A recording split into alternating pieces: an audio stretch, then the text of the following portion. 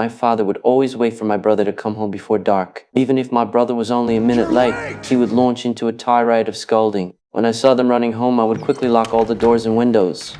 I would even reinforce the front door to make sure not even a fly could get in. Only after confirming that the house was safe would the family sit down to dinner together. We were so vigilant because once night fell, the outside world no longer belonged to humans. But just as we had begun to relax, the family dog started acting strangely. It kept digging at the ground, as if sensing something was wrong. My brother grabbed a lantern and went to investigate at the door. Suddenly, some unknown creature slammed into the door, as if trying to break it down. Upon hearing the commotion, my father quickly rushed downstairs and used all his strength to block the door. No matter how loud the noise outside was, they dared not make a sound. I was terrified at the time.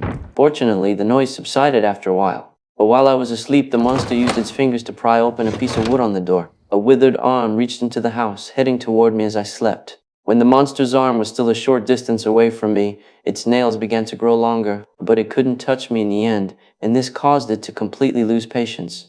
It opened the door and walked toward me. Just as it was about to get close, I woke up and triggered the mechanism, trapping it in the cage. I had anticipated the monster would break in, so I pretended to be asleep to lure it. The next morning, the door was left with deep claw marks, clearly no longer able to withstand the monster.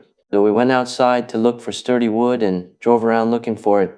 But this time, my father said he would stay behind to repair the house and asked my brother and me to search for supplies. When we arrived at the forest, my brother told me to split up and search separately. Though this was extremely dangerous, it greatly increased the chances of finding supplies.